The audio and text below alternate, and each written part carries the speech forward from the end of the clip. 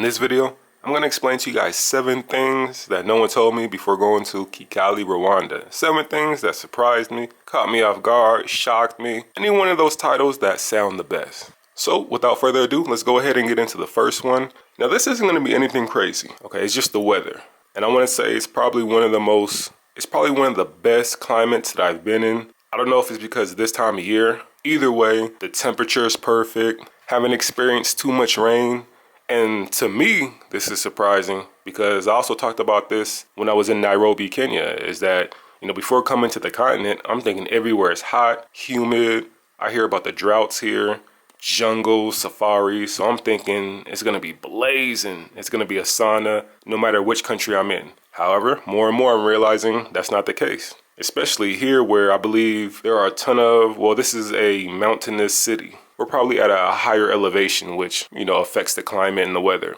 So for everyone watching, make sure if you plan on visiting here or just any city, any place in the region, especially during the time of year, it may be cool, maybe a little chilly. So always do research. And this also goes for any other country you're going to.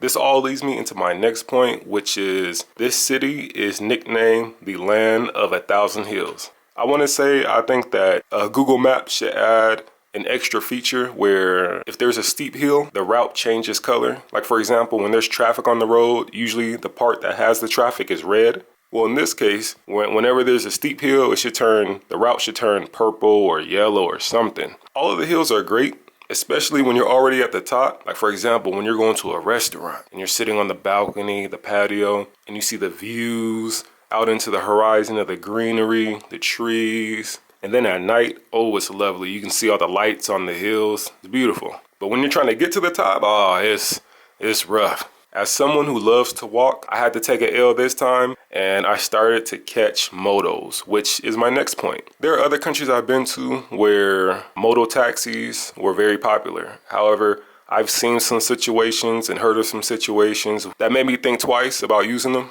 And when I arrived here in Kigali, and I told myself I wasn't going to use them, but after about 42 hills, I decided to try it one time, and I must say I was pleasantly surprised. They're not speeding through traffic. Every now and then you may have one or two, but for the most part, they're just cruising. Also, you and the driver are required to wear helmets. In other places, I've seen where people drive with flip-flops. There'll be the husband in the front, mother in the back, kid in the middle with the dog. They'll have a refrigerator in one arm, and then like a TV set in the other arm, and it's just like, some crazy stuff. They may have it here in Kigali. I don't know. I've yet to see that. And I also want to point out the pricing. It's very inexpensive. For example, I caught a trip from one neighborhood to another. The person charged me around the equivalent of 80 cents. And I had to ask the person twice, like, hold on, how much is this? And again, it was the equivalent of 80 cents. These next two are going to be about some of the drinks here. The first one I want to point out is that this was similar in Nairobi, Kenya. And now I'm here in Kigali and it's similar here as well. The point I'm trying to make is that many drinks have ginger in them. Now growing up, I did not eat or drink much ginger. Some of you guys may have had drinks with ginger in them. If you haven't, it's interesting. It's very spicy. It burns your mouth. At least it burned mine. And it's a different kind of spicy. I don't know. It's difficult to explain. They put them in the smoothies, like at the gym I used to go to. They had cocktails here. I had a cocktail. I don't think I'll ever do that again. Ginger in that cocktail because it was just too hot. It was too hot. But the point I'm trying to make is just keep that in mind that ginger is very popular here in drinks. They put it in the sodas as well. But switching it up a little bit, there's another drink that you must try. Here it's called udwagwa or udwaga, something like it's basically banana beer and it's delicious. At first I thought you were only able to get it in the countryside, but nope, I found a restaurant here that sold it. And at the end of the video, I'm going to show you guys a restaurant I went to try local Rwandan food. My first video, I tried some local food and the soup that I got, it was super salty, so I couldn't enjoy it as much. But I wanted to give the local food another try, so I went to a specific restaurant and it was good. So that's going to be at the end of the video. But getting back to the banana beer, definitely you must try it. If you've been to Guadalajara, Mexico, they have a drink there too. I think it's made out of corn and they put sugar in it or lime or something. I would say it's similar to that. I forgot the name. I'll put it in the video, but it's similar to that. Moving along the list, we have the Vibe. Now, when I was in Nairobi, Kenya, to me it seemed like Relatively speaking, from some of the other places I've been to, they were more reserved, a little bit more soft-spoken. However, here in Kigali, it's on another level. The people here are actually more reserved, more chill. But you can also see this in the vibe of the city. When you're walking on the street, it's quiet. You're not going to hear a ton of cars honking and road rage. Most of the places I've been to walking around, clean, relatively safe, even in the downtown area. It was a little bit more hectic, but for downtown purposes, it was actually fairly quiet. Those are the best examples I can give to sort of explain the atmosphere, the vibe in Kigali, Rwanda.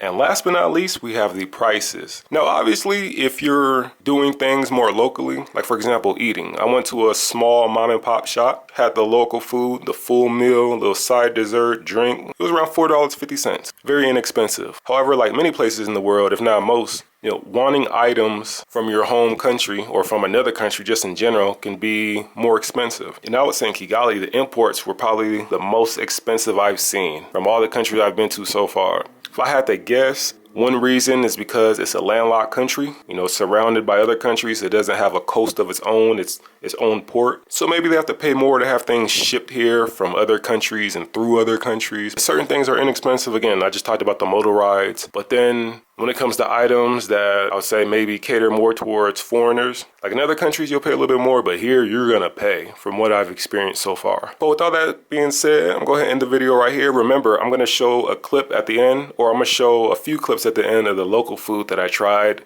in the restaurant. We're going upstairs right now. They have an outdoor area. Okay, so it's not packed. We're good. You can sit anywhere. All right, they got people over there. I'm gonna go over here. Hello. Okay, I'll go over here, yeah. Here goes the menu right here. I think I pretty much know what I'm gonna get. If you're from Rwanda, I think this is popular. Sambaza. Kachumbari. I had that in Kenya. So sides around $4. Appetizers around $5. And here goes the main dishes.